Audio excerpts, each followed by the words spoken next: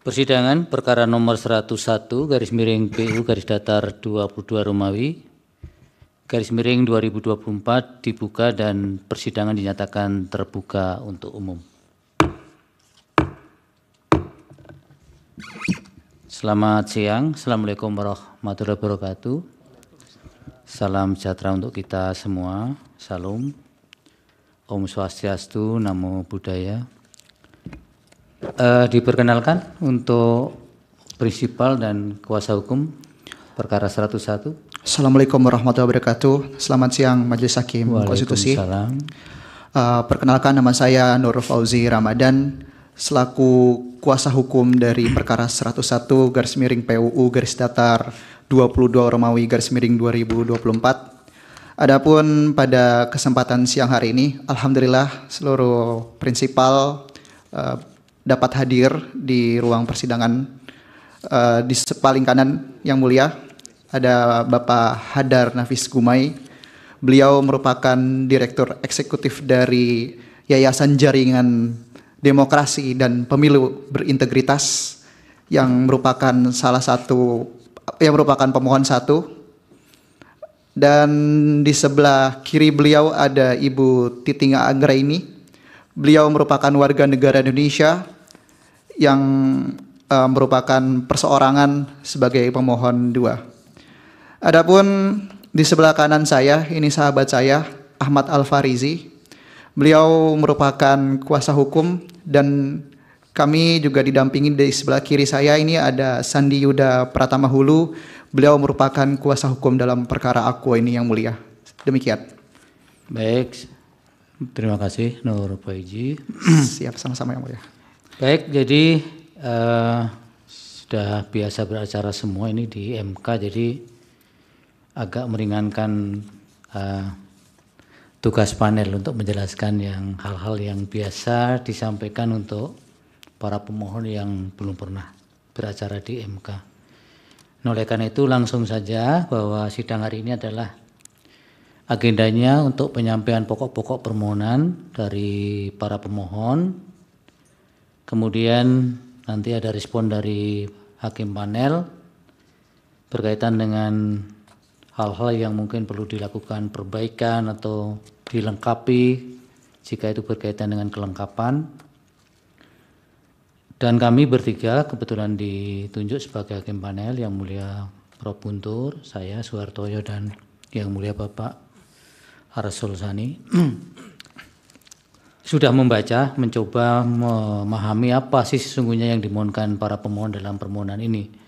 Namun oleh karena permohonan ini selalu diupload oleh mahkamah menjadi konsumsi publik, oleh karena itu persidangan hari ini pun juga sudah menjadi milik publik yang mengikuti, barangkali banyak yang mengikuti ataupun ada yang mengikuti. Oleh karena itu untuk memperjelas apa sih sesungguhnya yang dimohonkan para pemohon dalam permohonan ini, para hakim supaya tahu, publik juga bisa memahami apa yang diinginkan dalam permohonan ini, mohon disampaikan pokok-pokok permohonannya dan kemudian termasuk nanti hal-hal yang dimohonkan dalam petitumnya. Baik, yang mulia. Silakan, Nur Fauzi, siapa yang menyampaikan? Kami akan menyampaikan secara bergantian yang mulia. Silakan. Ya, terima kasih yang mulia.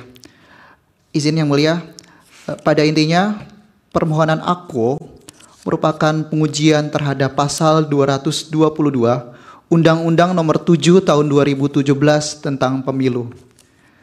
Adapun yang menjadi batu uji dalam perkara Aquo ini adalah pasal 1 ayat 2, pasal 1 ayat 3, pasal 6A ayat 2, pasal 22E ayat 1, pasal 28C ayat 2, dan pasal 28D ayat 1 Undang-Undang Dasar Negara Republik Indonesia tahun 1945.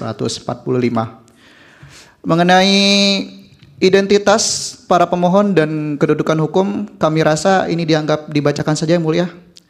Dan selanjutnya ada mohon maaf, identitas dan kewenangan mahkamah dibacakan saja yang mulia.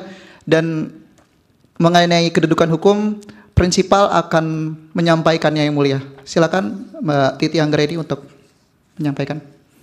Silakan.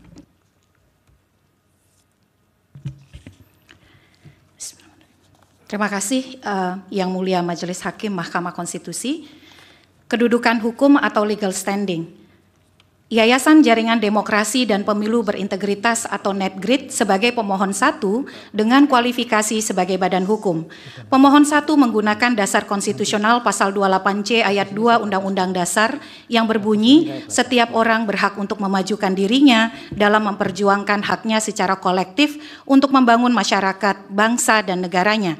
Pasal ini menjadi dasar hak konstitusional pemohon 1 untuk melakukan perjuangan membangun masyarakat, bangsa, dan negara, salah satunya melalui jalur pengujian undang-undang di Mahkamah Konstitusi. Adanya frasa memperjuangkan haknya secara kolektif menunjukkan bahwa pasal 28C ayat 2 Undang-Undang Dasar adalah dasar suatu perkumpulan yang berisi orang-orang dengan visi memperjuangkan demokrasi untuk bergerak secara kolektif dalam membangun bangsa dan negara. Bahwa pemohon 1 dengan adanya ketentuan pasal akuo merasa hak konstitusionalnya terganggu sebab pemohon 1 sebagai badan hukum yayasan yang bergerak di isu kepemiluan menganggap pasal akuo menjadikan pemilu tidak demokratis dan sejalan dengan Undang-Undang Dasar. Tidak demokratis di sini bukan hanya diartikan sebagai terbatasnya jumlah calon yang dapat maju karena adanya aturan ambang batas bagi partai politik. Akan tetapi, kerugian yang dimaksud adalah karena pasal akuo menjadikan aturan mengenai kepemiluan menjadi tidak sesuai dengan pemaknaan pasal 6A ayat 2 Undang-Undang Dasar. Selain itu, dalam praktiknya, cita-cita dari ambang batas pencalonan presiden yang bertujuan untuk memperkuat sistem presidensial di Indonesia nyatanya sudah tidak relevan pada saat ini. Oleh karenanya, pemohon 1 menilai ada kerugian hak konstitusional dengan kedudukan pemohon 1 sebagai lembaga yang memiliki concern dalam bidang demokrasi dan kepemiluan. Titi Anggraini selaku pemohon 2 dengan kualifikasi perseorangan. Bahwa pemohon 2 merupakan warga negara Indonesia yang aktif di bidang kepemiluan serta saat ini juga sebagai dosen yang mengampu mata kuliah pemilihan umum, partai politik dalam perspektif hukum tata negara, dan hukum acara Mahkamah Konstitusi. Bahwa terdapat kerugian aktual atas hak-hak konstitusional pemohon 2 atas keberlakuan pasal akuo sebagai akibat penentuan angka ambang batas pencalonan presiden yang tidak pernah didasarkan pada basis perhitungan yang transparan, rasional, terbuka, dan sesuai dengan prinsip pemilu. Keadaan tersebut telah merugikan pemohon karena tidak berkesesuaian dengan aktivisme yang dilakukan oleh pemohon 2 selama puluhan tahun untuk mewujudkan suatu sistem kepemiluan yang adil, demokratis, dan proporsional. Bahwa berdasarkan uraian di atas, dapat disimpulkan bahwa akibat pemberlakuan pasal akuo, pemohon 2 yang telah mengabdikan hidupnya untuk perkembangan demokrasi dan pengembangan sistem kepemiluan Indonesia telah dirugikan hak konstitusionalnya sebagaimana dijamin pasal 28C ayat 2 Undang-Undang Dasar. Berikutnya penjelasan tentang kedudukan hukum menurut Mahkamah atas pengujian pasal 222 Undang-Undang Pemilu, rangkuman halaman 8-15 permohonan. Bahwa terkhusus pada pengujian norma pasal akuo, Mahkamah sejak putusan MK nomor 74/PUU strip 18 Romawi /2020, kemudian dalam putusan MK nomor 66/PUU strip 19 Romawi /2021, putusan MK nomor 8/PUU strip 20 Romawi /2022 dan putusan MK nomor 20/PUU strip 20 Romawi /2022 telah mempertimbangkan yang pada pokoknya Mahkamah menegaskan bahwa pihak yang memiliki kedudukan hukum untuk mengajukan permohonan pengujian norma pasal akuo adalah partai politik atau gabungan partai politik peserta pemilu. Bahwa kendati Mahkamah telah melakukan pergeseran pemaknaan hak konstitusional untuk mengajukan pengujian pasal akuo, perlu dicermati terlebih dahulu terkait alasan Mahkamah dalam memaknai hak dimaksud. Bila meninjau putusan Mahkamah nomor 74 tahun 2020, 66 2021, 8 2022, dan 20 2022, Mahkamah menyoal mengenai hak untuk dipilih dan memilih sebagai batu uji dalam perkara ambang batas pencalonan presiden.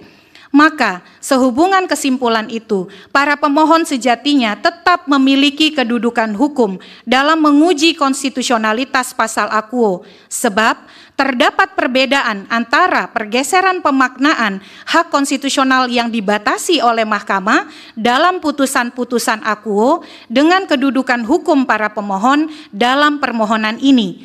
Perbedaan tersebut dikarenakan para pemohon tidak mendalilkan permohonan dengan batu uji hak untuk dipilih dan memilih, melainkan hak untuk memperjuangkan haknya secara kolektif untuk membangun bangsa dan negaranya, sebagaimana dimaksud dalam ketentuan pasal 28C ayat 2 Undang-Undang Dasar.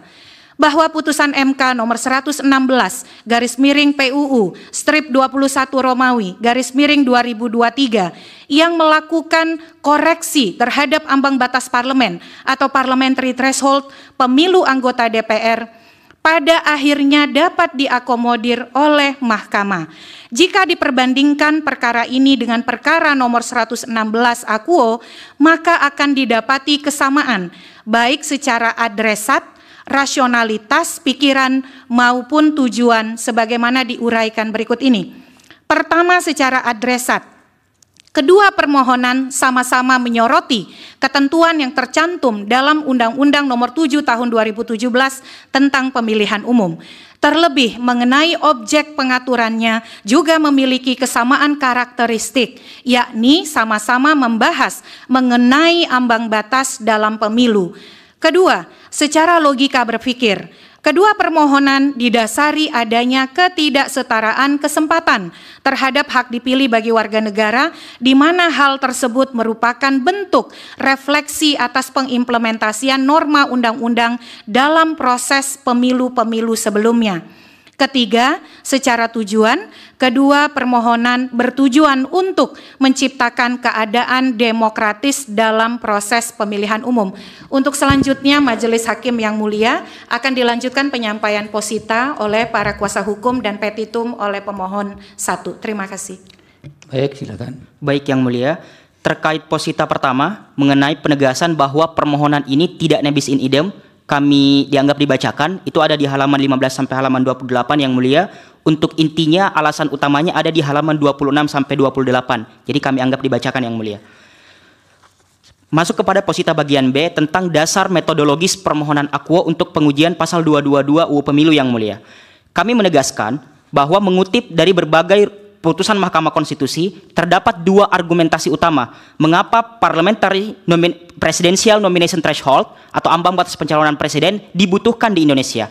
Pertama, Mahkamah menekankan bahwa pilihan sistem presidensial yang dianut Indonesia memiliki inkompatibilitas dan potensi ketidakcocokan dengan sistem multipartai yang dapat berpotensi menimbulkan sulitnya pergerakan presiden dalam mewujudkan visinya karena tidak adanya dukungan yang kuat dari parlemen. Alasan kedua, dengan ambang batas tersebut, maka menciptakan kondisi psikologi politik yang mengarah pada penyederhanaan jumlah partai politik. Ambang batas tersebut akan mengarahkan partai politik dengan satu visi, platform, atau ideologi untuk membentuk kelompok yang merumuskan program-program presiden. Dua alasan tersebut yang mulia akan kami evaluasi terlebih dahulu berdasarkan tinjauan teoretik dan praktik empirik di Indonesia saat ini. Sebenarnya kami ada menampilkan slide yang mulia, tapi sampai sekarang belum ditampilkan. Ini biar lebih jelas. Kami lanjut yang mulia ke posita berikutnya. Sudah bisa coba di. Oh ya. Baik, kami lanjut ya. Kami lanjut yang mulia. Pertama kami akan menjelaskan tentang alasan bahwa presidential nomination threshold sebagai fitur untuk membentuk dukungan presiden. Yang mulia, kami perlu tegaskan bahwa anggapan di awal tentang adanya potensi imobilitas eksekutif dan legislatif serta deadlock di antara eksekutif dan legislatif yang dikarenakan adanya dukungan presiden minoritas di parlemen didasarkan pada dua teori besar, yakni teori yang dikemukakan oleh Juan Lins dan teori yang dikemukakan oleh Scott Mainwaring. Namun yang mulia, sampai sekarang kami menilai belum ada satu tinjauan yang kritis menilai bagaimana konteks dua teori besar tersebut sebenarnya di konteks dalam Indonesia. Kami mengutip bagaimana tulisan dari Jayadi Hanan yang mulia. dengan menggunakan pendekatan teori dari Ken Weaver dan Brett Rockman, bahwa sebenarnya dalam menilai suatu sistem yang berlaku di suatu negara, kita bisa melihat pada 3 jenjang yang disebut sebagai piramida 3 jenjang institusi pemerintahan. Jika kita lihat dari slide yang kami tampilkan yang mulia, sebenarnya teori dari Juan Linz dan teori dari Scott Mainwaring itu hanya mengacu pada jenjang pertama dan jenjang kedua. Jenjang pertama hanya menjelaskan tentang bagaimana pilihan sistem parlementer atau sistem presidensial yang sesuai dengan suatu negara. Sedangkan jenjang kedua hanya menjelaskan bagaimana suatu praktik politik, praktik legislasi yang bersifat aturan dan tidak membahas mengenai bagaimana praktik atau kecenderungan dari sebuah negara sebenarnya yang mulia dalam praktik kesehari-hari. Nah, 2 teori ini sebenarnya belum cukup untuk melihat bagaimana keberhasilan sistem presidensial multipartai berlaku di suatu negara. Itulah sebabnya teori Juan Linz dan Scott Mainwaring tidak mampu menjelaskan mengapa dalam 2 dekade terakhir banyak negara sistem presidensial multipartai yang sebenarnya berhasil. Sayangnya ini yang kemudian langsung dianut di Indonesia dengan dasar pasal 22 UU Pemilu. Yang mulia, kami akan menjelaskan bahwa sebenarnya sekalipun tanpa konsep presidensial nomination threshold, dampak presidensialisme multipartai di Indonesia tidak akan seburuk itu. Argumentasi pertama kami mengajukan bahwa dalam kasus keterpilihan presiden dengan dukungan minoritas pun pada akhirnya tidak secara otomatis menjadikan adanya divided government atau pemerintahan terbelah. Hal ini dipengaruhi oleh kecenderungan adanya coalitional presidensialism dan keterbukaan partai politik non-pengusung untuk bergabung dengan kekuatan pemerintah yang mulia. Kami perlu tegaskan bahwa secara konsep, coalitional presidensialism adalah sebuah strategi presiden minoritas untuk membangun komunikasi dan dukungan lintas partai dalam lembaga legislatif yang terfragmentasi. Karena ada banyak faktor di baliknya, nanti saya jelaskan. Kami mengutip bahwa di Indonesia sebenarnya isu coalitional presidensialism ini sangat terbukti yang mulia. Dalam 5 praktik pemilu sebenarnya sangat terlihat jelas. Pertama, pada pemilu 2024, bagaimana fenomena bergabungnya berbagai partai non-pengusung SBY JK ke dalam koalisi pemerintahan saat itu. Kemudian pada pemilu 2014 juga bergabungnya berbagai partai non-pengusung kabinet kerja Jokowi JK yang bergabung ke koalisi pemerintahan 2014 sampai 2019. Terakhir, bukti paling nyata adalah pada pasca pemilu 2019, yakni bergabungnya kabinet beberapa partai non-pengusung ke kabinet Indonesia Maju Jokowi Amin pada 2014 sampai 2019 yang mulia. Kenapa pada akhirnya partai-partai non-pengusung itu bergabung pada koalisi pemerintahan? Karena legal framework di Indonesia telah mendudukkan kewenangan konstitusionalitas presiden yang dapat menjadi insentif untuk meraup dukungan partai politik. Ada banyak faktor secara teoritis. Pertama, faktor legislative power. Yang kedua, faktor partisan power. Yang ketiga, adanya kewenangan presiden untuk menentukan koalisi kabinet. Yang keempat, adanya budgetary powers. Dan yang kelima, merujuk kepada kemampuan presiden untuk melakukan kompromi politik dengan motif-motif yang dapat menginsentif partai politik di luar pengusung untuk mendukung presiden pada akhirnya. Argumentasi yang kedua yang mulia, jikapun pada akhirnya sangat dibutuhkan konsolidasi dukungan presiden di parlemen, nyatanya Indonesia telah melaksanakan konsep pemilu serentak sebagai formulasi untuk mencegah disparitas dukungan presiden dan partai politik. Terakhir yang mulia, terdapat faktor yang sebenarnya juga secara teoritik, di mana temuan dari Mark Jones bahwa sistem presidensial multipartai sebenarnya akan efektif jika dipadukan pada 3 hal. Pertama, sistem pemilu serentak. Yang kedua, sistem representasi proporsional dalam pemilu legislatif. Dan yang ketiga, sistem pemilihan presiden, yakni sistem plurality. Yang dari 3 faktor itu, hanya sistem plurality yang tidak dianut oleh Indonesia. Tapi kita harus kritis. Kenapa sistem plurality dikatakan kompatibel untuk sistem presidensialisme multipartai? Karena menurut Maurice Duverger, sistem plurality mengakibatkan sedikit calon yang akan tampil yang mulia. Karena partai politik akan berlomba-lomba untuk memberikan dukungan pada calon yang dapat terpilih, yang dapat dipilih secara langsung. Nah, di Indonesia terdapat 2 kecenderungan. Pertama, partai politik di Indonesia nyatanya memiliki kecenderungan alamiah untuk membentuk koalisi, utamanya pada putaran kedua. Koalisi akan berubah. Yang kedua, dengan adanya putaran kedua tersebut yang membentuk koalisi baru, sebenarnya fakta di Indonesia selama ini dengan sistem majority runoff tidak banyak presiden yang muncul, maksimal 5 yang mulia, pada saat itu pun dengan ambang batas 3-5% seperti itu. Ini membuktikan bahwa sebenarnya tanpa pun dengan konsep presidensial nomination threshold, Indonesia tidak akan mengalami permasalahan dari sisi keterbelahan presiden karena perpaduan presidensialisme multipartai. Menurut kami yang mulia, dengan tidak konsistennya tujuan tersebut, yang di awal mengapa alasan adanya pasal ini, dan praktik empirik saat ini telah mengakibatkan bertentangan dengan pasal 22E ayat 1 UUD NRI 1945 utamanya konsep keadilan di dalam pemilu. Hal ini juga menunjukkan bahwa desain pasal 222 UU Pemilu tidak sesuai dengan prinsip open legal policy, utamanya berkaitan dengan rasionalitas dan kedaulatan rakyat, sehingga bertentangan dengan pasal 1 ayat 3 dalam prinsip-prinsip Indonesia sebagai negara hukum. Terakhir, karena adanya dampak yang berlebihan ini justru memberikan kelemahan dari sisi dinamika pembentukan peraturan undang-undang di Indonesia, karena adanya terjadi suatu over coalition yang mulia. Contoh kami berikan, pada revisi UU MD 3 tahun 2014 dan pengesahan RUU Cipta Kerja, banyak sekali lapisan masyarakat yang menolak di seluruh daerah. Tapi faktanya di dalam proses pengesahannya, seluruh dinamika tersebut tidak direpresentasikan dengan bagaimana pengesahan di DPR. Itu mengakibatkan adanya over coalition ini mengakibatkan terdistorsinya kedaulatan rakyat yang mengakibatkan pasal Aqua bertentangan dengan pasal 1 ayat 2 UUD NRI 1945. Dilanjutkan oleh peserta berikutnya yang mulia. Baik, terima kasih Al-Farizi. Saya izin lanjutkan untuk melanjutkan penjelasan dalil kedua, yaitu ambang batas pencalonan presiden nyatanya tidak menyederhanakan pemilihan calon presiden, bahkan justru membuat partai politik terpaksa untuk memenuhi syarat sebagaimana ditentukan oleh Undang-Undang Aqua. Yang mulia, sebagaimana kita ketahui, kita sudah pernah 5 kali menyelenggarakan pemilihan presiden dan wakil presiden secara langsung.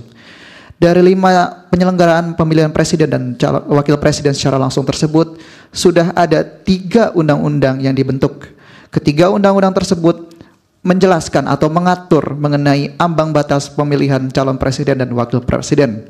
Sebagaimana kita ketahui dan sudah disampaikan juga di slide dan juga sudah ada di dalam permohonan, undang-undang pertama adalah Undang-Undang 23 tahun 2003. Ini yang merupakan menjadi alas hukum dari penyelenggaraan Pilpres 2004. Nah, itu di Undang-Undang 23 tahun 2003 dijelaskan ambang batas presiden, calon presiden dan wakil presiden adalah 15% kursi atau 20% suara nasional. Namun disimpangi dalam aturan peralihannya, yaitu di pasal 101 untuk pemilu 2004 itu 3% kursi dan 5% atau 5% suara nasional.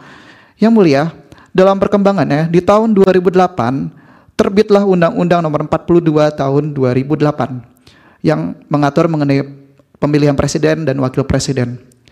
Sangat disayangkan yang mulia, dalam undang-undang tersebut mengatur mengenai ambang batas presiden, calon presiden dan wakil presiden. Namun sebagaimana amanah dalam undang-undang sebelumnya, penentuan ambang batas tersebut adalah bukan 15% atau 20%, justru 20% untuk kursi dan 25% untuk suara nasional.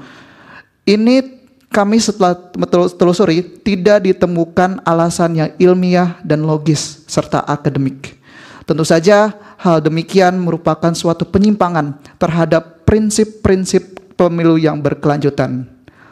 Lalu di tahun 2017 terbitlah Undang-Undang Aqua yang mulia, Undang-Undang Nomor 7 tahun 2017 yang saat ini masih eksis dan menjadi alas hukum dalam penyelenggaraan pemilu tahun 2019 dan 2024. Masih sama yang mulia, sebagaimana diketahui pasal 222 mengatur mengenai ambang batas pencalonan presiden dan wakil presiden adalah 20% suara, 20% kursi dan atau 25% suara nasional. Yang mulia, setelah kami melakukan refleksi dan kami menemukan suatu fenomena yang terjadi yang mulia. Fenomenanya adalah partai politik justru terpaksa atau justru ingin mengikuti atau ingin memenuhi syarat untuk berkontestasi dalam setiap kontestasi pemilu. Hal yang terjadi adalah partai politik itu fungsinya tergerogoti. Fungsi apa? Yaitu adalah fungsi melakukan kaderisasi. Di sini saya memberikan contoh dalam pemilu 2014, menjelang pemilu 2014 pada saat itu, contoh Partai Demokrat. Partai Demokrat telah melakukan konvensi. Hasilnya adalah Dahlan Iskan ditetapkan sebagai calon presiden yang akan diusung oleh Partai Demokrat di tahun 2014. Namun nyatanya apa yang terjadi Yang Mulia? Sebagaimana kita ketahui, Dahlan Iskan tidak mendapatkan tiket untuk ikut serta dalam pemilu 2014.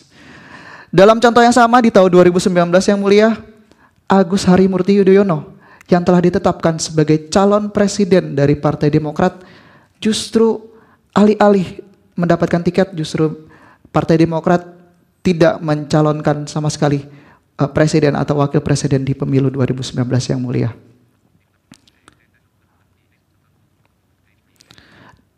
Dan dalam hal ini Yang Mulia, kami tegaskan kembali, kami ketika melakukan refleksi tidak mempertentangkan mengenai open legal policy sebagaimana yang telah diputus oleh Mahkamah Konstitusi sebanyak 32 kali itu ditegaskan oleh Mahkamah Konstitusi. Namun alangkah lebih baiknya kami meminta kepada Mahkamah Konstitusi dalam hal ini adalah untuk melakukan koreksi sebagaimana dalam permohonan kami. Dari hal yang saya sampaikan terutama mengenai penyederhanaan calon politik, penyederhanaan sistem kepartaian, dan penyederhanaan sistem presidensial ternyata tidak dapat terpenuhi oleh karena adanya ambang batas presiden sebanyak 20% yang ditentukan oleh pasal Aquo Yang Mulia. Justru hal ini membuktikan fungsi kaderisasi dari partai politik menjadi terkikis. Oleh karenanya hal ini bertentangan dengan ketentuan pasal 6 ayat 2 Undang-Undang Dasar 1945, terutama hak bagi partai politik, yaitu hak dalam urusan hak politik sebagaimana yang telah dicantumkan atau yang telah ditegaskan oleh Mahkamah Konstitusi dalam putusan nomor 3 tahun 2008 Yang Mulia. Mungkin untuk selanjutnya dilanjutkan oleh kawan saya. Silakan Sandi. Masuk pada bagian terakhir Yang Mulia dalam posita kami, yaitu pasal 222 Undang-Undang Pemilu tidak memberikan keadilan bagi partai politik non-parlemen dan partai politik yang baru menjadi peserta pemilu. Bahwa dengan adanya frasa di dalam pasal Aquo di mana dinyatakan yang memenuhi persyaratan perolehan kursi paling sedikit 20% dari jumlah kursi DPR atau memperoleh 25% dari suara sah secara nasional pada pemilu anggota DPR sebelumnya telah mereduksi ketentuan yang ada di dalam pasal 6 ayat 2 Konstitusi. Upaya mereduksi dan menyampingkan ketentuan pasal Aquo dengan pemberlakuan pasal 222 Undang-Undang Pemilu dapat dilihat dengan fakta bahwa yang bisa mengajukan pasangan capres dan cawapres terbatas hanya partai politik yang sudah memiliki suara hasil pemilu sebelumnya. Sedangkan untuk pemilu berjalan dimungkinkan muncul banyak parpol baru di luar parpol yang sudah memiliki suara hasil pemilu sebelumnya yang akan mendaftar menjadi peserta pemilu berjalan.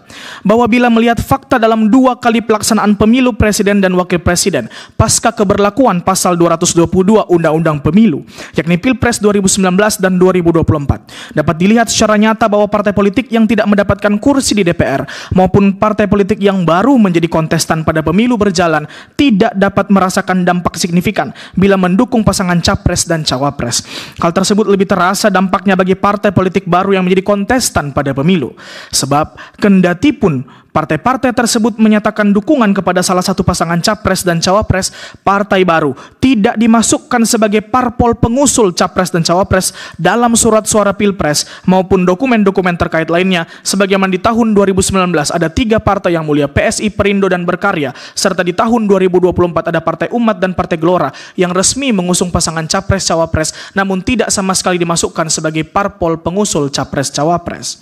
Bahwa bila melihat data kuantitatif hasil pemilu legislatif 2019 dan 2024, dapat disimpulkan bahwa efek elektoral Pilpres justru menggerus suara partai-partai kecil yang tidak memiliki kursi di DPR maupun partai-partai baru. Ketentuan pasal Aquo juga terbukti merusak salah satu dampak positif dari pemilu serentak, yakni setiap partai politik mendapat kotel efek atas dukungannya kepada pasangan capres dan cawapres. Reformulasi konsep presidential nomination threshold, penyesuaian tujuan, pemenuhan hak politik partai politik, dan jalan tengah kebutuhannya menurut Mahkamah Konstitusi. Bahwa menurut para pemohon pun sejak bagian awal posita permohonan ini mengakui bahwa pengaturan ambang batas pencalonan presiden merupakan open legal policy dan pengaturannya diserahkan kepada pembentuk undang-undang. Akan tetapi, perhatian para pemohon dalam perkara ini adalah mengenai kebijakan open legal policy dalam penentuan ambang batas pencalonan presiden yang yang nyata-nyata bertentangan dengan hak politik, khususnya hak politik dari partai-partai politik non-parlemen maupun partai-partai politik yang baru mengikuti pemilu berjalan. Para pemohon menegaskan bahwa sekalipun pada akhirnya konsep ambang batas pencalonan presiden yang dianut pada pasal 222 Undang-Undang Pemilu adalah sesuatu yang sudah tidak relevan dengan pertimbangan open legal policy, namun para pemohon juga memahami bahwa bagaimanapun menghapus secara keseluruhan ambang batas pencalonan juga bertentangan dengan logika pada putusan Mahkamah Konstitusi nomor 55 tahun 2020 bahwa tetap perlu pemberlakuan berbeda antara partai politik yang memiliki kursi di parlemen dan yang tidak memiliki kursi serta partai-partai yang baru. Dalam putusan tersebut, Mahkamah menekankan bahwa memperlakukan sama terhadap sesuatu yang sama dan memperlakukan berbeda terhadap sesuatu yang berbeda adalah esensi keadilan.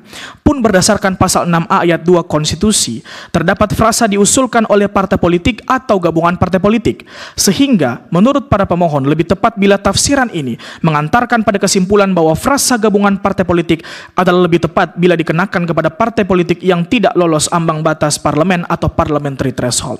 Bahwa berdasarkan dalil-dalil sebagaimana yang telah diuraikan, para pemohon juga memberikan alternatif pilihan mengenai pengaturan ambang batas pencalonan presiden yang dapat dijadikan sebagai pertimbangan kepada mahkamah dalam memutus perkara akuo. Alternatif pilihan dimaksud adalah pengaturan ambang batas pencalonan presiden yang tidak lagi didasarkan pada perhitungan matematis jumlah kursi dan atau jumlah suara yang didapat oleh masing-masing parpol pada pemilu sebelumnya. Sehingga pengaturan ambang batas pencalonan presiden yang dihitung dalam dua model kami jabarkan sebagai berikut. Bagi partai politik yang memiliki kursi di DPR, diberikan hak untuk mengusulkan pasangan calon presiden dan wakil presiden dalam pemilu berjalan tanpa dikenakan ambang batas pencalonan. Artinya, setiap partai politik yang berhasil melewati ambang batas parlemen atau parliamentary threshold dalam pemilu sebelumnya berhak untuk mengajukan pasangan capres dan cawapresnya. Sedangkan bagi partai politik non-parlemen dan partai politik yang baru menjadi peserta pemilu dalam pemilu berjalan, dikenakan ambang batas pencalonan presiden sekurang-kurangnya 20% dari jumlah partai politik peserta pemilu berjalan. Hal ini berarti ambang batas pencalonan presiden yang diberlakukan bagi parpol non-parlemen maupun parpol yang baru mengikuti pemilu berjalan bukanlah hasil dari pemilu sebelumnya. Partai-partai politik non-parlemen maupun parpol yang baru mengikuti pemilu berjalan dapat mengusulkan pasangan capres dan cawapresnya dengan cara menggabungkan diri pada satu kelompok partai pengusul yang berjumlah sekurang-kurangnya 20% dari jumlah partai politik peserta pemilu berjalan. Bila disimulasikan dalam konteks pemilu 2024, maka didapati skenario penghitungan sebagai berikut sesuai yang tertera pada penghitungan di slide kami yang mulia. Bahwa menurut pendapat para pemohon, alternatif pengaturan ambang batas pencalonan presiden yang diusulkan oleh para pemohon akan menyelesaikan permasalahan-permasalahan yang terjadi dalam status quo saat ini yang bila dijabarkan sebagai berikut. Pertama, upaya mereduksi dan menyampingkan ketentuan pasal 6A ayat 2 Undang-Undang Dasar NRI 1945 dengan pemberlakuan ambang batas pencalonan presiden yang berdampak bahwa partai politik pengusul pasangan capres-cawapres terbatas hanya parpol yang sudah memiliki suara hasil pemilu sebelumnya akan terselesaikan. Kedua, efek elektoral pilpres yang justru menggerus suara partai-partai yang tidak memiliki kursi di DPR maupun partai baru akibat para kandidat pilpres lebih mendekatkan diri kepada partai politik yang memiliki kekuatan dukungan lebih dibandingkan partai-partai kecil akan berakhir. Ketiga, alternatif pilihan yang disampaikan oleh para pemohon juga akan membawa dampak positif bagi pemerataan kotel efek kepada partai-partai pengusul capres dan cawapres. Keempat, konsep keadilan komunikatif yang memperlakukan setiap partai politik dengan cara dan pendekatan yang sama akan tercipta dalam sistem demokrasi Indonesia. Dan yang terakhir, yang kelima, penerapan ambang batas pencalonan presiden akan memenuhi prinsip kebijakan hukum terbuka atau open legal policy dengan prasyarat-prasyaratnya sebagaimana dikemukakan oleh mahkamah dalam berbagai putusan. Dilanjutkan oleh pemohon satu yang mulia untuk membacakan petitum. Yang mulia para hakim Mahkamah Konstitusi, berikut adalah petitum yang dari permohonan kami. Berdasarkan seluruh dalil-dalil para pemohon yang telah diuraikan secara lengkap dalam posita, maka para pemohon memohonkan kepada Yang Mulia Majelis Hakim Konstitusi yang memeriksa, mengadili, dan menguji permohonan para pemohon untuk memberikan putusan sebagai berikut. 1.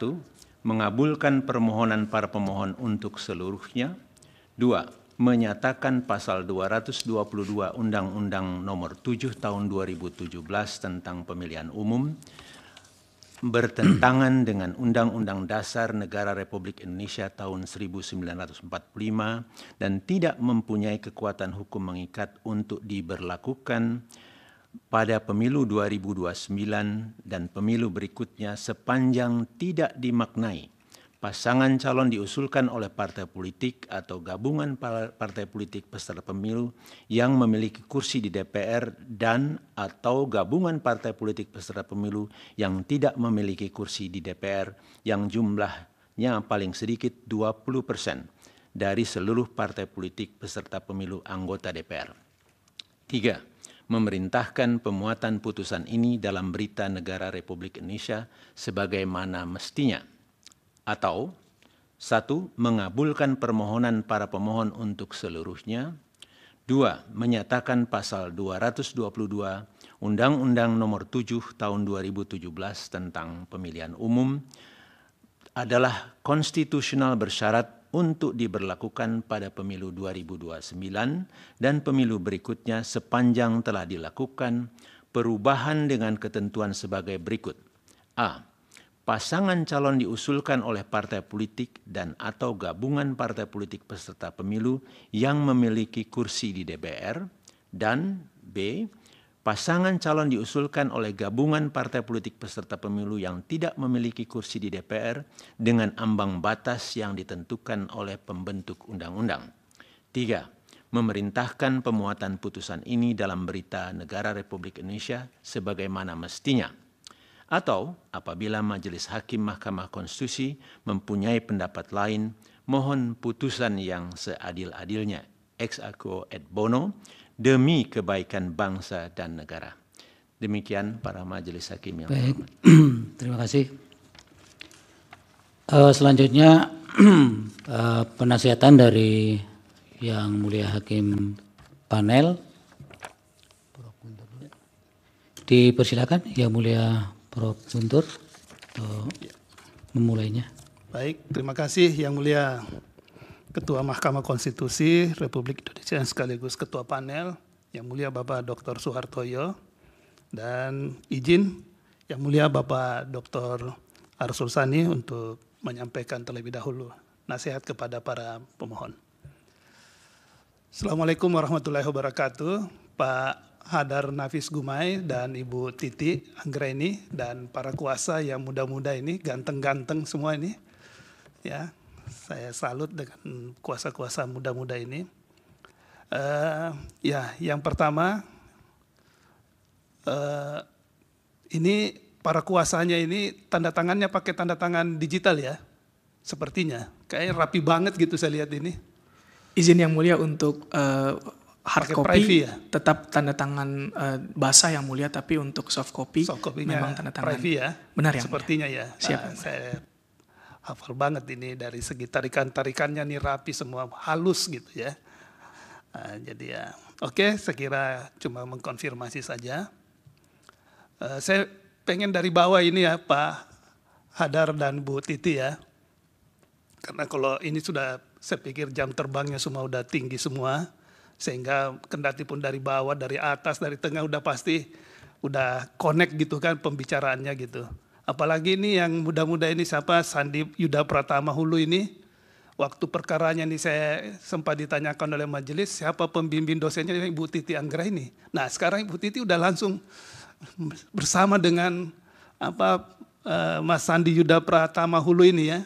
Jadi ya demikian juga Al-Farizi ini sudah sering sekali berperkara. Kalau Nur Fauzi, Ramdan juga sudah pernah ya? Iya, saya lihat dari wajahnya sudah pernah. Jadi semuanya sudah punya pengalaman.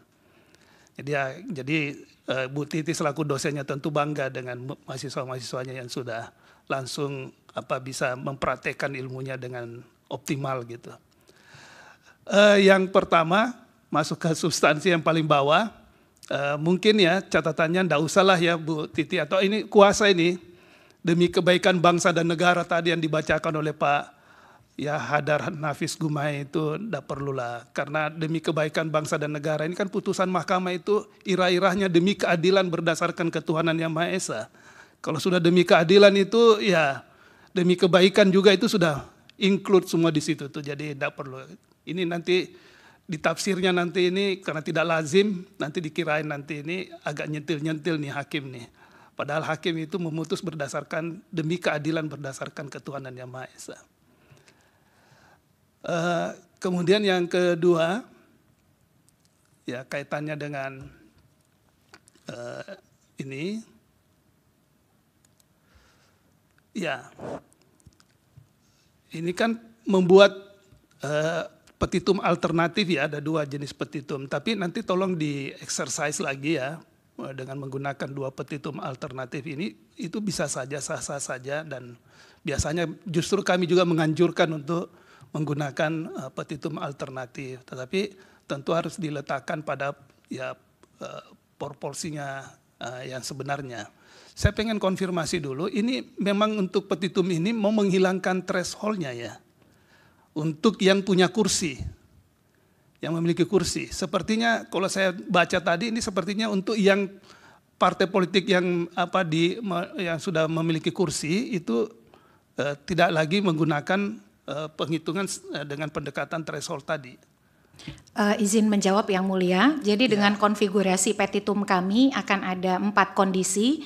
Pertama, partai politik yang punya kursi di DPR, artinya yang lolos ambang batas parlemen di DPR, yang nanti juga akan direkonstruksi angkanya, dia bisa mengusulkan sendiri pasangan calon presiden dan wakil presiden. Itu kondisi hukum pertama. Yang kedua, bisa berkoalisi pencalonan dengan sesama partai politik pemilik kursi di DPR. Lalu kondisi hukum yang ketiga, partai politik yang punya kursi di DPR juga bisa berkoalisi dengan partai politik yang tidak punya kursi di DPR atau non-parlemen tanpa ambang batas. Jadi kata kuncinya adalah punya kursi di DPR. Kalau tidak punya kursi, baik partai baru ataupun partai yang tidak lolos, maka dia kalau bergabung dengan salah satu saja partai yang punya kursi di parlemen, dia bisa ikut mengusulkan bersama-sama dan muncul logonya di surat suara pasangan calon presiden dan wakil presiden. Kalau dia misalnya hanya ingin berkoalisi di antara partai politik yang tidak punya kursi di DPR, artinya partai politik baru atau partai politik non-parlemen, maka mereka barulah diterapkan ambang batas. Yang ambang batas itu ketika opsi 20%, maka 20% dari jumlah partai politik peserta pemilu atau dengan pertimbangan open legal policy yang harus dirumuskan secara rasional, berkeadilan dan seterusnya, itu diserahkan kepada pembentuk undang-undang bagi mereka yang di luar parlemen, Yang Mulia. Oke, baik. Jadi Bu Titi, saya bisa pahami posisinya, berarti apa artinya bahwa memang untuk yang partai politik yang telah memiliki kursi itu tidak berlaku ambang batas, kan gitu. Betul, itu poin anunya dulu yang pokoknya ya. Betul. Poin pokoknya di sana. Nah, pertanyaannya nanti ini tolong nanti bisa dielaborasi. Bukan berarti itu salah, tidak. Tapi tolong dielaborasi ya, karena akhirnya sudut pandang dari pemohon ini, padahal ini kan undang-undang pemilu ini kan kita sudah tahu bahwa calon presiden itu diusung oleh partai politik atau gabungan partai politik. Kan gitu. Jadi bahwa ada yang duduk di kursi, ada yang tidak, tapi kan pasti ini heavy-nya norma ini adalah yang ada di parlemen, kan gitu. Heavy-nya ya, meskipun yang partai politik yang tidak punya kursi bukan berarti bahwa dia bukan partai politik, kan gitu. Dia tetap sebagai partai politik. Nah, oleh karena itu, karena ini rencananya ini mau menghilangkan ambang batas bagi yang telah partai politik yang duduk di parlemen, maka ini kan dari sudut pandang saya ini kelihatannya bergeser objek norma tersebut. Dari yang tadinya norma ini ya adanya presidensial PT itu untuk mengatur mereka yang ada di parlemen, sekarang sepertinya saya baca ini mau mengatur yang justru di luar parlemen. Kan ini bergeser nih. Nah, bukan berarti tidak boleh. Inilah yang saya maksud, ini alasan baru. Jadi kalau dikatakan ini nebis in idem, ini kelihatannya sudah tidak nebis in idem sudut pandang saya karena sudah alasannya baru ini. Tapi alasan yang baru itu ya menggugurkan nebis in idem, kan gitu. Namun perlu mungkin Bu Titi dengan kuasa ya Pak Hadar, perlu dijelaskan ini kenapa ini bergeser ke partai politik yang tidak punya kursi ini yang menjadi ya adresat dari pengaturan atau ya kalau ini nanti kan menghasilkan norma baru ini ada. Nah, pergeseran ini yang biasanya kita berpikir ini mau mengatur yang sudah ada kursinya di parlemen sehingga dia perlu 20 atau 25% itu, sekarang justru itu diletakkan tidak lagi kepada ini, tapi justru perhatian ada pada yang tidak punya kursi. Bukan salah sekali saya katakan, tapi perlu ada penjelasan di sini karena menurut hemat saya ini sepertinya ini ada pergeseran ya sudut atau pergeseran fokus perhatian. Menarik juga menurut saya kan begitu. Ini menarik ya isu yang mau disampaikan ini karena ini ada pergeseran fokus dari yang tadinya partai politik yang duduk di parlemen, justru ini permohonan ini ya yang bagi saya ini belum kepikir sampai ke sana, tapi ini sudah memikirkan sampai ke yang tidak partai politik yang tidak duduk di parlemen, bahkan itu menjadi fokus perhatian dari permohonan ini. Nah, saya butuh penjelasan di sini, butuh sebagaimana disampaikan tadi oleh Ibu Titi. Itu yang menyangkut petitumnya ya, dan juga tentu ini nanti tolong di-exercise ya, kira-kira kalau petitumnya ini sehingga kita selalu khawatirnya jangan sampai kalau petitum yang dikabulkan ini akan justru menimbulkan ketidakpastian hukum ya. Itu yang menjadi concern karena kapan itu menimbulkan ketidakpastian hukum maka petitum ini dinilai sebagai petitum yang kabur. Kendati pun ya sudah dicantumkan di sini ada ex aequo et bono karena ini juga menjadi tantangan juga bagi hakim ya untuk melihat bagaimana kapan menerapkan ex aequo et bono itu.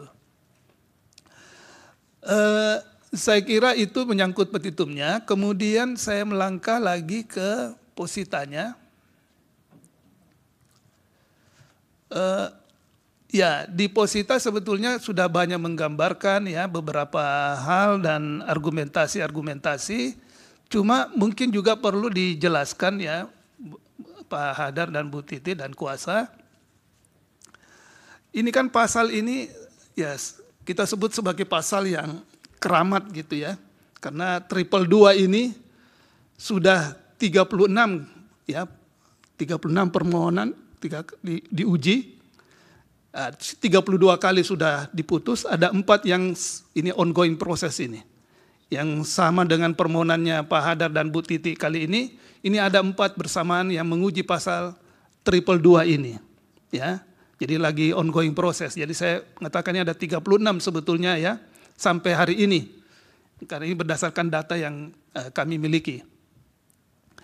Nah ini menurut hemat saya ya karena ini adalah sudah demikian banyaknya ini dipersoalkan dan diuji dan sudah sebagian besar Mahkamah sudah memutus ini, bahkan kalau saya punya data di sini dari 36 ini 24 perkara dinyatakan tidak dapat diterima NO, ada 6 perkara ditolak dan 2 perkara ditarik kembali.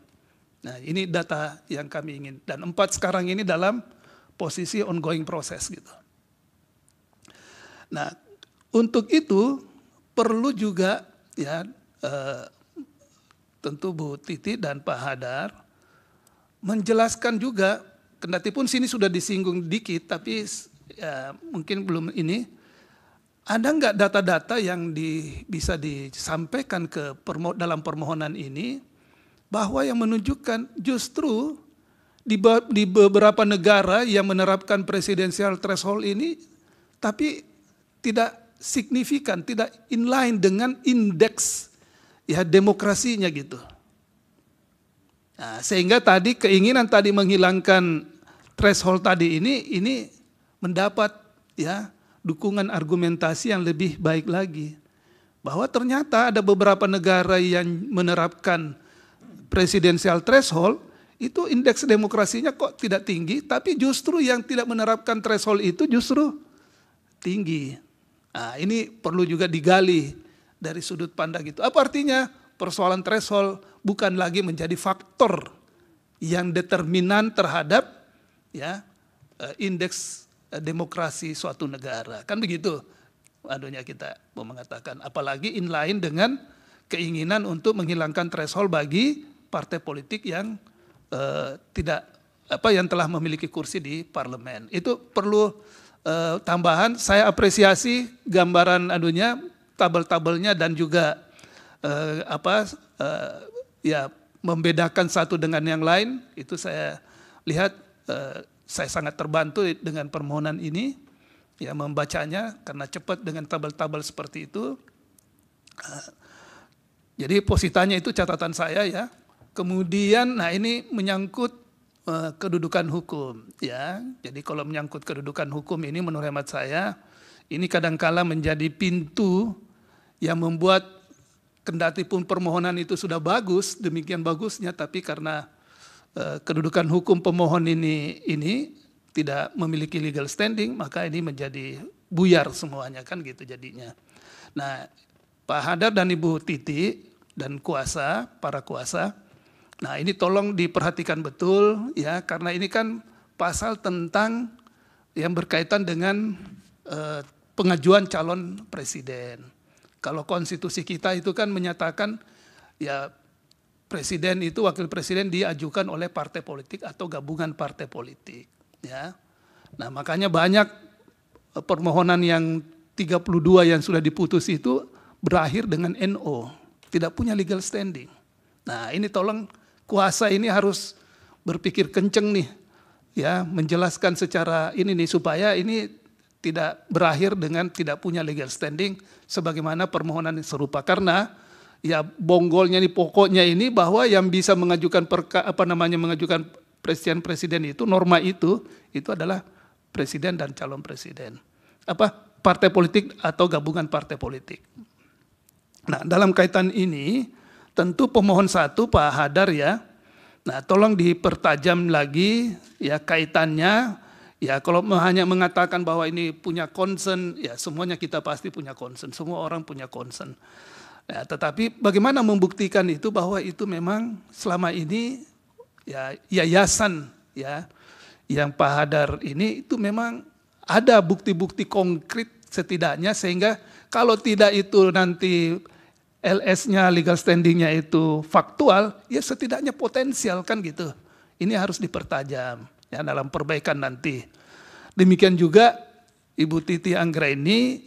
Nah, saya mau tanya Ibu Titi, dari 32 perkara yang sudah pernah diputus itu, apakah Ibu Titi pernah ada yang dari 32 itu? Saya pernah yang mulia, tapi pada waktu itu mewakili badan hukum. Badan hukum, berarti bukan persorangan ya? Bukan nah persorangan. Ini berarti Ibu Titi hati-hati lagi di sini. Harus lebih tajam lagi. Nah, kalau Ibu Titi, saya sarankan supaya ini bisa legal standingnya ada, apakah itu nanti apakah nanti faktual atau potensial, gunakan ya biasanya mahkamah itu gunakan hak sebagai pemilih atau dipilih. Nah, di sini di permohonan Ibu Titi tidak mencantumkan. Bagusnya itu Ibu Titi selaku yang memiliki hak ya memilih dan dipilih dalam pemilu yang kemarin. Kan bukti, ada buktinya. Apalagi kalau Ibu Titi masih pegang kartu pemilihnya apa semua kan, buktikan aja dengan itu. Nanti kuasa menunjukkan ini loh buktinya. Ya, sebagai pemilih punya tentu ekspektasi yang tinggi besar kepada calon presidennya, sehingga punya kepentingan untuk menentukan arah ya bagaimana presiden kita ke depan. Nah, itu kira-kira gambarannya ya, dan Ibu Titi bisa perhatikan kalau itu pemohon sudah mencantumkan punya hak pilih, itu hampir ya saya belum temukan, hampir dikata itu selalu diberi legal standing itu. Nah, ini sedikit bocoran ya menyangkut, tapi bocoran yang sudah common sense ya, bukan berarti bahwa bocoran nanti dikira lagi memberikan bocoran, bukan bocoran, tapi itu sudah putusan-putusan Mahkamah Konstitusi yang bisa diperoleh, diakses ya secara terbuka ya dalam laman Mahkamah Konstitusi. Jadi saya sarankan ya ini kembali lagi supaya Bu Titi selaku pemohon perseorangan di sini, ya makanya saya tanya tadi, ternyata memang belum pernah sebagai perseorangan tapi mewakili lembaga seperti yang dilakukan sekarang ini oleh Pak Hadar Gumai. Jadi itu saya kira ya menyangkut, karena ini menyangkut pasal keramat 222 ini ya karena saking banyaknya sehingga memang menaruh perhatian dan banyak sekali orang tentu perhatian terhadap perkara ini berlangsung. Sementara yang lain saya kira kewenangan mahkamah dan lain-lainnya ya sudah sesuai dengan PMK nomor 2 2021. Ya saya apresiasi kepada para kuasa yang sudah membaca tentu PMK 2 2021. Selebihnya ya overall saya kira sudah sesuai. Itu aja catatan saya. Selanjutnya saya kembalikan kepada Yang Mulia Ketua Panel Prof. Dr. Suhartoyo. Silakan Yang Mulia. Baik, terima kasih Prof. Dilanjut Yang Mulia Bapak Arsul Sani, dipersilakan. Terima kasih Yang Mulia Pak Ketua. Mohon izin ini Mas Hadar dan Mbak Titik. Ini Pak Ketua seperti menasihati guru besar kepemiluan ini. Tapi karena ini kewajiban beracara yang harus dijalankan oleh Hakim Konstitusi ya kita nasihati juga ya. Orang yang sudah levelnya profesor ini. Baik, saya ingin mulai dengan hal-hal sedikit yang terkait dengan housekeeping lah ya. Ini dalam permohonan ini kan yang menjadi pemohon adalah pertama Badan Hukum Privat ya. Nah saya membaca nih Pak Hadar bahwa di Yayasan Netgrid ini yang berwenang atau yang berhak untuk mewakili adalah Ketua Umum. Dan Pak Hadar adalah Direktur Eksekutif. Nah ini sama apa enggak ini? Gitu ya. Nanti mohon di-clearkan lagi atau sempurnakan lah soal ini ya. Artinya apakah Direktur Eksekutif ini memang juga berwenang atau mendapat kuasa khusus dari Netgrid ya. Nah yang kedua, ini kan pemohon perorangan, pemohon 2 Mbak Titi ya. Saya tentu bisa memahami kenapa para pemohon, khususnya pemohon 2 tidak menggunakan atau mendalilkan soal hak memilih. Barangkali ini kan karena melihat pada putusan-putusan MK yang lalu ya, yang tidak memberikan legal standing kepada pemohon atas dasar hak memilih ya. Tapi kan hakim MK-nya bisa juga berubah, kan? Itu bisa juga berubah. Apalagi kalau komposisinya sudah berubah, kan? Nah, jadi saya sepakat dengan yang dinasihatkan oleh Yang Mulia Prof. Guntur ya, agar paling tidak ini buat pemohon 2 ini juga tidak ada salahnya kalau kemudian dimasukkan juga ya itu. Nah, yang lain-lain terkait dengan kewenangan mahkamah, saya kira ini karena permohonan para guru besar sudah memadai ya. Kemudian juga yang merupakan alasan permohonan ini juga memadai. Dalam arti bisa dipahami dengan baik lah oleh kami yang menjadi majelis panel dan insya Allah oleh nanti para Yang Mulia Hakim Konstitusi lainnya yang akan memutuskan kelanjutan dari permohonan ini. Hanya ada yang menarik ini Pak Hadar dan Pak Titi ya, pada bagian petitum ya.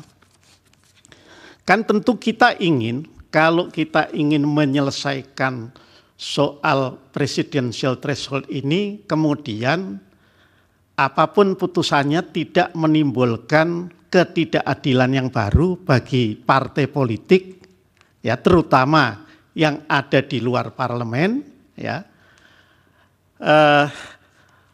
ketidakadilan ataupun quote-unquote diskriminasi lah, begitu ya.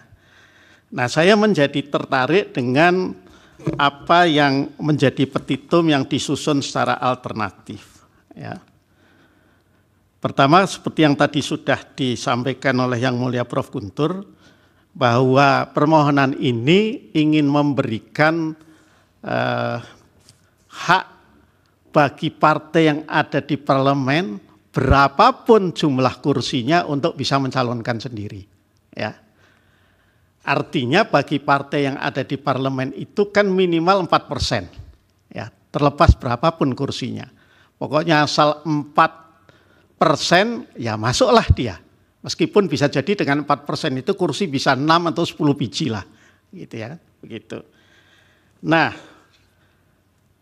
tapi mengapa, ya ini mungkin tidak perlu dijawab tapi dipikirkan. Mengapa untuk partai politik peserta pemilu yang tidak memiliki kursi harus 20%? Gitu. Mengapa tidak kemudian gabungan partai politik, ya? Karena kalau memang harus gabungan, ya, dari partai politik yang peserta pemilu tapi tidak ada DPR itu kok tidak disamakan saja dengan partai paling kecil persentase suaranya di DPR. Itu. Sebab kalau ini 20% kan menimbulkan tanda tanya juga, apakah ini ada keadilan yang tolerable atau tidakkah ini merupakan suatu ketidakadilan yang intolerable? Itu. Ya. Kalau prinsipnya mau kita tadi, meskipun tadi sudah disampaikan bahwa keadilan itu, adil itu kan menempatkan hal yang sama, memperlakukan hal yang sama untuk hal yang sama, ya, dan memperlakukan yang berbeda untuk hal yang berbeda, kan begitu. Tapi kalau seperti ini, apakah ini tidak menimbulkan ketidakadilan yang baru? Kenapa kok ini saya sampaikan? Karena Mas Hadar, Mbak Titi, kalau kita lihat dari hasil pemilu 2024, jumlah keseluruhan perolehan suara dari 10 partai yang tidak ada di parlemen, itu hanya 11,38%. Lah kan nggak bisa juga kalau 20%. Itu. Nah, jadi ini sebagai satu bahan pemikiran coba bisa direnungkan. Demikian juga kalau ini diserahkan kepada pembentuk undang-undang untuk menetapkan ambang batasnya. Lah pembentuk undang-undang ya meskipun nantinya bisa diuji lagi, kan bisa menetapkan juga ya jumlah yang besar, yang itu kemudian menimbulkan juga pertanyaan, ya, apakah ini tidak menimbulkan ketidakadilan yang intolerable, apakah sesuai dengan prinsip rasionalitas atau tidak, gitu loh. Nah, tapi kita ingin berharap, ya, bahwa ini kalau tidak berasumsi atau tidak kemudian janji, ya, bahwa kalau ini memang mau diselesaikan, ya. Nah, jadi itu mohon terkait dengan petitum itu barangkali apa yang saya sampaikan bisa menjadi masukan lagi. Karena kalau saya melihat ini sekilas, ya, ini bisa menimbulkan pertanyaan lagi dari sisi keadilan, itu, ya. Nah, jadi kalau yang kedua berarti petitumnya, ya, kalaupun mau diserahkan mesti dikasih tadi formula. Itu seperti saya kira modelnya kayak putusan yang ambang batas parlemen itu.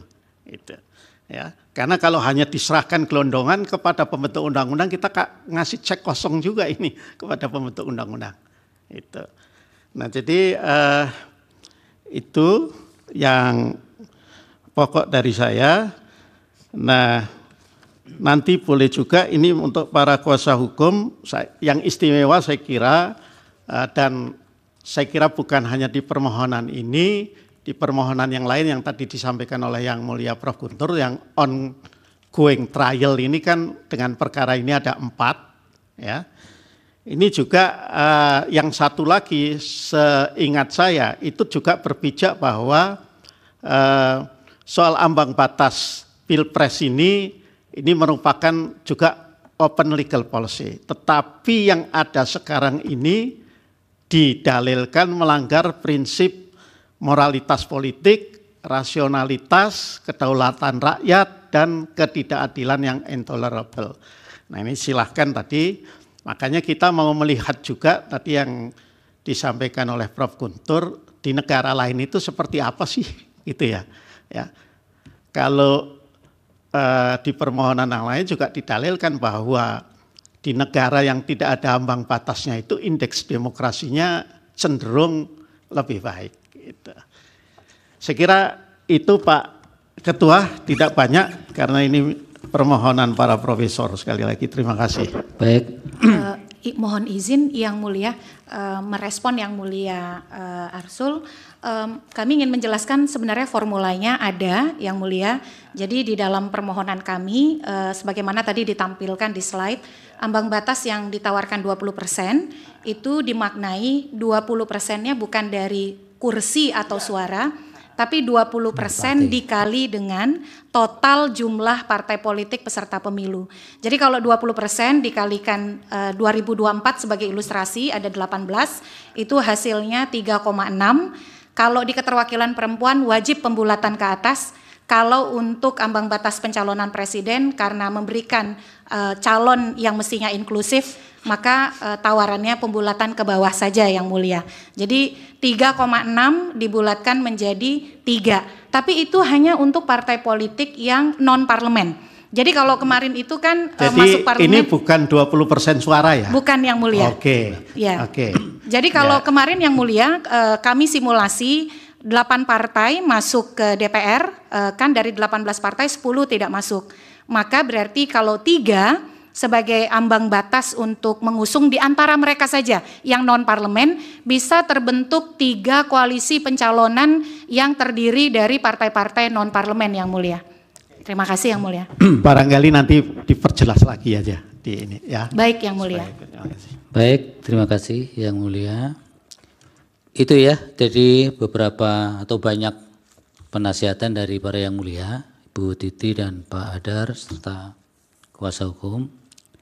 Saya sedikit tambahkan saja bahwa memang yang pertama putusan-putusan berkaitan dengan threshold ini kan banyak yang tidak berhasil melewati legal standing ya meskipun juga ada, sehingga pada pokok kemudian ditolak karena merupakan kebijakan hukum terbuka ketika itu.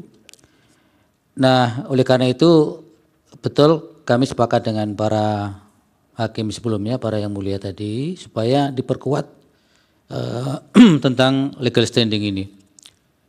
Saya masih melihat pemohon 1 untuk Pak Hadar ini, saya tidak mendapatkan bukti pembanding berkaitan dengan posisinya sebagai pengurus itu, karena di pasal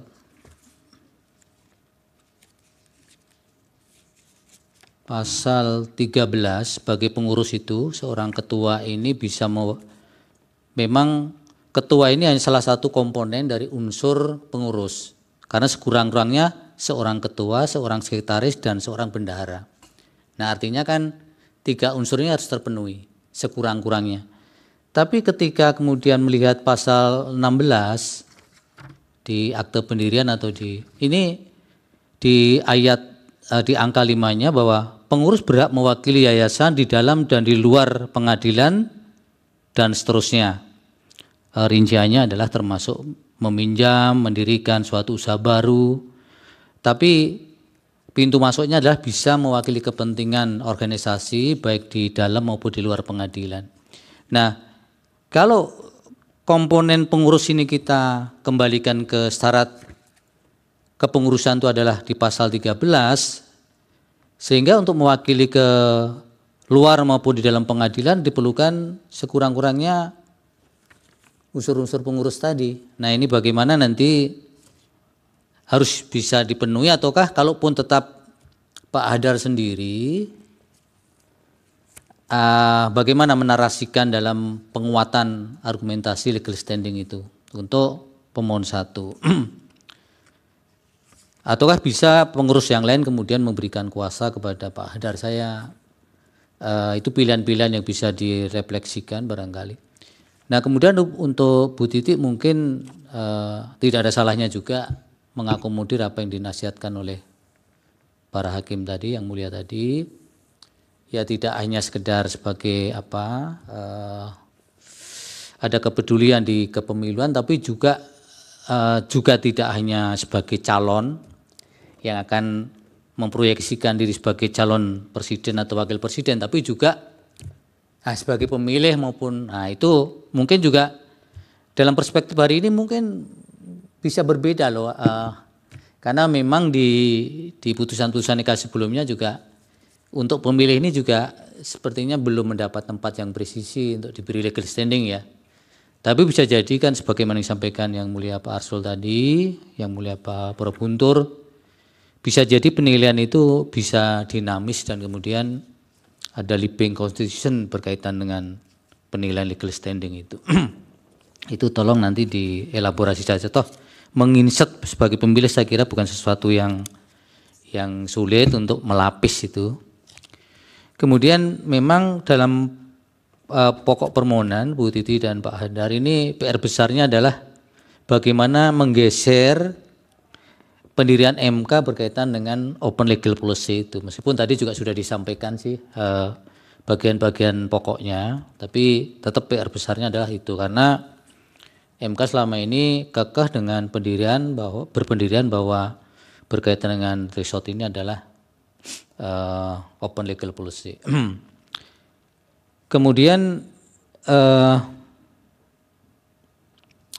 kami ingin minta juga Bu Titi dan Pak Hadar, kalau misalnya ya ini bukan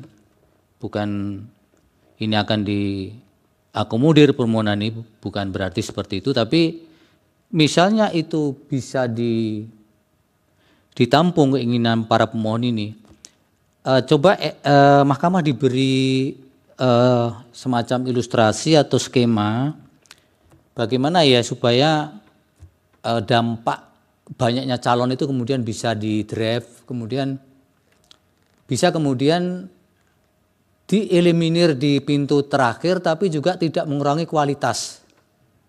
Coba nanti, karena kan itu kemudian bisa menjadi momok juga kan Ibu Titi, kalau begini dibuka nanti bisa berapa calon nanti bisa, nah itu bagaimana perspektif pemohon dari para pemohon yang bisa mendorong itu. Ini bisa difilter loh sebenarnya. Nah, saya ingin clue-clue itu diberikan kepada mahkamah.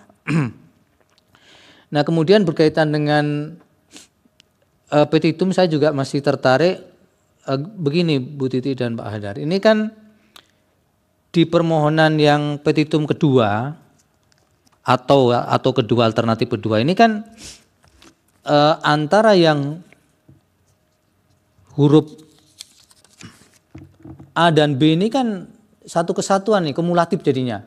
Karena dan loh Bu Titi. Bukan dan atau. Antara A dan B. Nah ini apakah tidak menjadi persoalan juga ini? Di satu sisi ingin membuka akses untuk yang B, tapi kalau itu menjadi kumulatif dengan A, kan jadi malah kesulitan baru kan, menjadi kesulitan baru menurut saya. Tapi kalaupun tetap mau seperti ini ya mohon kami diberi argumentasinya apa. Karena di satu sisi ingin membuka bahwa yang gabungan partai non kursi bisa mengusulkan dengan ambang batas yang diserahkan kepada pembentuk undang-undang, tapi harus dilekatkan juga huruf A-nya kalau dan. Nah ini mohon dicermati nanti apakah salah typo saja ataukah memang adresatnya memang mau kumulatif. Izin yang mulia. Ya nanti dijelaskan. Nanti kami beri kesempatan. Baik, terima kasih yang mulia. Itu jadi yang kemudian juga meskipun ini mungkin sudah menjadi pengetahuan umum ya Bu Titi dan Mbak Hadar. Kalau dari konstitusinya pasal 6 ayat 2 itu kan ada frase sebelum pemilihan umum dilaksanakan ya. Itu sebenarnya status partainya sebagai peserta pemilu sebelumnya ataukah pengusulannya Ibu? Kalau ditarik dari konstitusinya supaya ini juga tidak ada miss juga di Mahkamah Konstitusi. Ini yang bisa mengusulkan partai ini partai yang sedang lolos verifikasi dan diberi tiket untuk pemilu yang akan datang ataukah pemilu yang sudah? Itu yang kami juga nanti diberikan gambaran-gambaran di dalam argumentasi pusitanya supaya ini juga kemudian tidak, karena kan partai yang sedang sudah lolos meskipun belum memenuhi akseptabilitas belum diterima di publik di tingkat elektabilitas, tapi kok sudah diberi kesempatan untuk mencalonkan presiden, wakil presiden. Sementara kalau itu partai yang sudah mengikuti pemilu sebelumnya, ada juga yang kemudian tidak ikut juga pada akhirnya. Nah ini juga persoalan. Jadi mana sih sebenarnya kalau ditarik dari konstitusi pasal 6A ayat 2-nya itu, apakah sebelum pelaksanaan pemilu itu pengusulannya ataukah ini untuk partai-partai yang peserta sebelumnya? Nah ini mohon dikelirkan juga di tataran implementasinya dari pandangan para pemohon. Mungkin dari kami itu kalau ada yang disampaikan, Al-Farizi atau dari Bu Titik sendiri atau Pak Hadar silahkan diberi kesempatan 1-2 menit. Ya, pertama yang mulia terkait yang petitum yang tadi disoroti menggunakan kata hubung dan di situ. Jadi memang kami menggunakan kata hubung dan karena status yang kami sampaikan di petitum ini itu pedoman, bukan frasa pasal yang nanti harus dimasukkan yang mulia. Jadi dia ada 2 pedoman yang memang secara akumulatif harus diperhatikan oleh pembentuk undang-undang. Artinya pembentuk undang-undang mempedomani poin A dan poin B. 2 pagar itu apa? 2 Iya, begitu yang mulia. Tapi nanti pada akhirnya tetap akumulatif. 2 rambu-rambu itu ya? Iya, betul yang mulia. Boleh. Saya kira ini usulan norma yang diinginkan oleh para pemohon. Hanya ketentuan-ketentuannya ya. Ya. Baik, ada lagi mau sampaikan? Sebelum ke Pak Hadar yang mulia, kami ingin menyampaikan sebenarnya ini lebih pada suatu informasi bahwa permohonan ini selain Pak Hadar sebagai pemohon 1, lalu saya pemohon 2, kami punya 3 kuasa hukum, kalau bahasa populernya Gen Z atau Gen Z, usianya kurang dari 25 tahun, tetapi kenapa kami pilih orang muda, Fauzi disabilitas netra total, karena kami ingin memperlihatkan bahwa orang muda itu adalah artikulasi dari tanggung jawab, kecerdasan, mampu menyusun strategi yang kuat, dan punya resiliensi perjuangan yang tangguh. Karena mereka adalah refleksi 50% lebih dari pemilih dan populasi Indonesia, sehingga kepercayaan itu yang kami ingin perlihatkan melalui perkara ini selain dari sisi substansi yang menjadi perjuangan utama kami. Nah untuk selanjutnya Pak Hadar akan menyampaikan beberapa jawaban dan sekaligus juga penutup. Silakan. Terima kasih para majelis hakim yang mulia Mahkamah Konstitusi. Jadi kami sebagai pemohon berbahagia pada sidang pembukaan ini, pendahuluan ini, karena kami banyak mendapat masukan dan kami yakini itu masukan yang sangat penting. Kami akan pertimbangkan betul untuk kami masukkan di dalam perbaikan permohonan kami. Para hakim Mahkamah Konstitusi yang mulia, saya kira perjalanan demokrasi kita ini up and down ya. Kita sudah melewati 5 pemilu dan saya kira kita semua bangsa ini berharap agar kita punya sistem demokrasi yang terus maju. Dan saya kira tidak sulit sebetulnya untuk mengambil prinsip apa yang perlu ada pasti di dalamnya. karena kita juga punya konstitusi yang para hakim yang mulia punya tugas untuk memastikan itu gitu.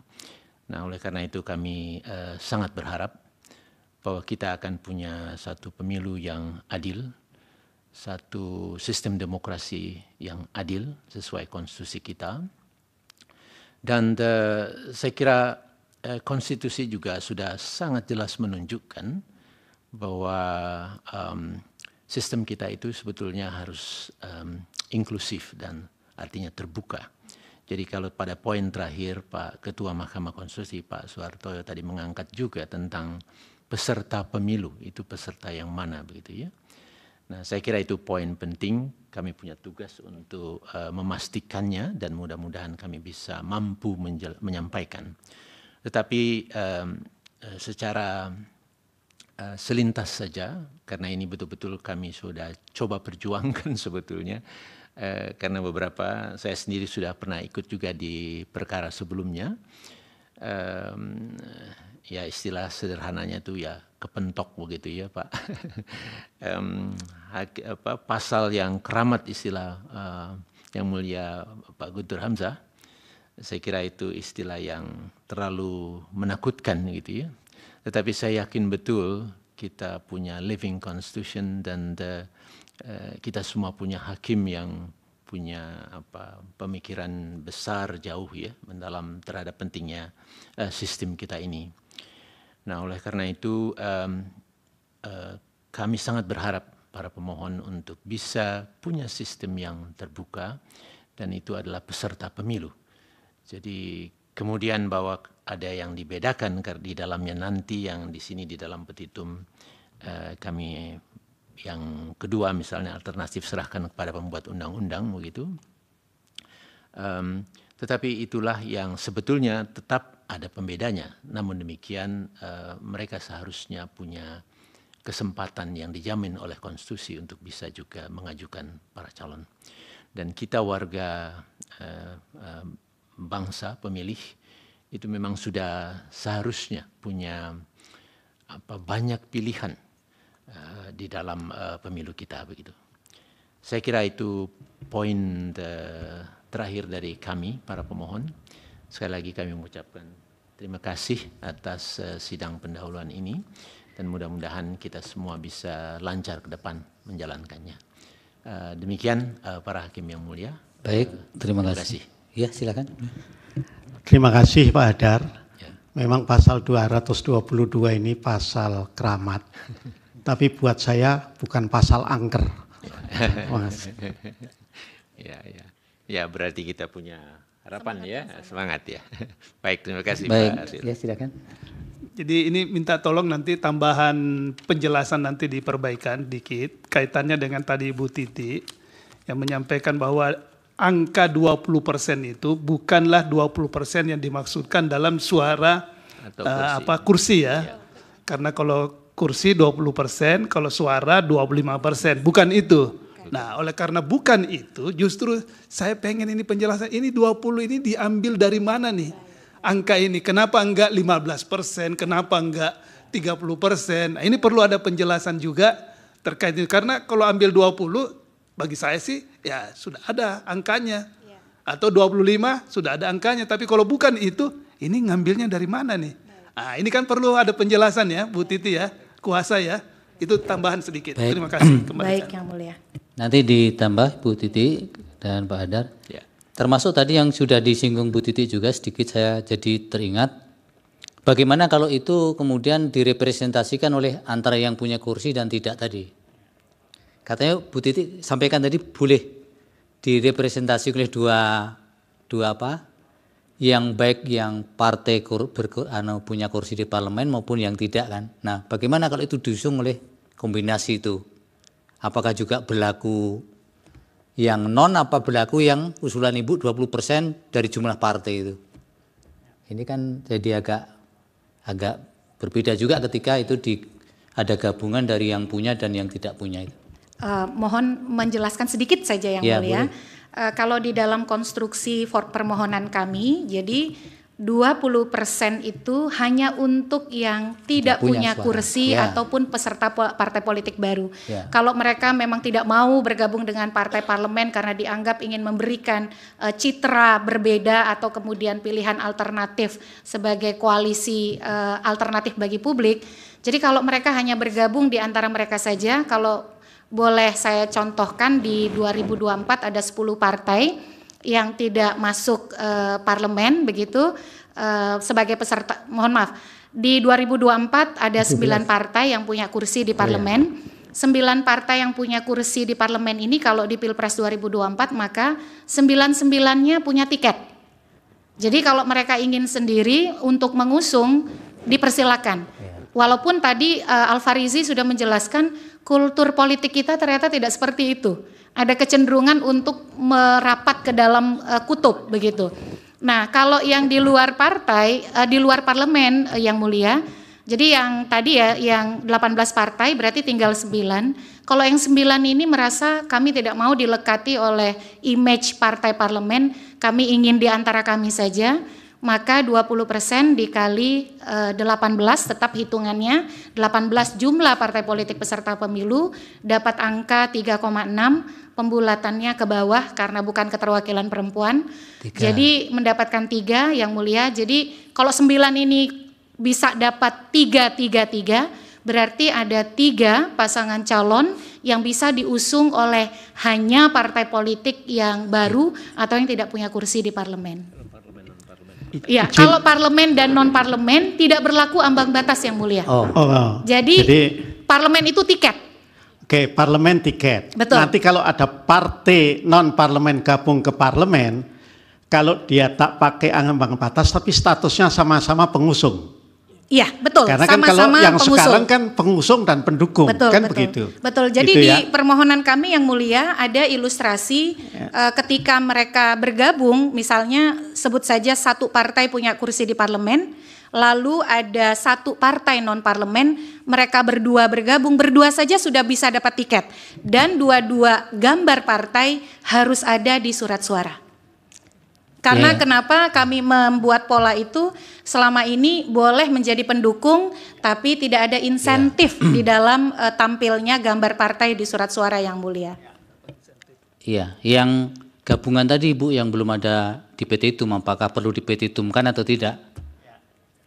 Baik, terima kasih. Jadi Mahkamah memberikan kesempatan untuk perbaikan maupun melengkapi permohonan hingga hari Selasa tanggal 20 Agustus 2024 pukul 13 waktu Indonesia Barat. Paling lambat soft copy maupun hard copy harus sudah diserahkan, atau kalau memang bisa lebih cepat nanti Mahkamah juga akan mempercepat agenda persidangan dengan acara menerima naskah perbaikan dari para pemohon. Jelas semuanya? Baik, terima kasih. Cukup. Dengan demikian sidang selesai dan ditutup.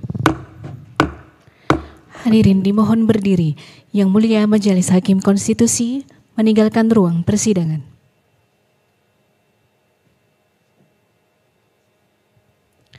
Hadirin disilakan duduk kembali. Hadirin yang kami hormati, demikianlah persidangan pada hari Rabu tanggal 7 Agustus 2024. Untuk perkara nomor 101/PUU _22 Romawi _2024 telah selesai. Sidang berikutnya adalah untuk perkara nomor 102/PUU _22 Romawi _2024. Terima kasih, selamat siang.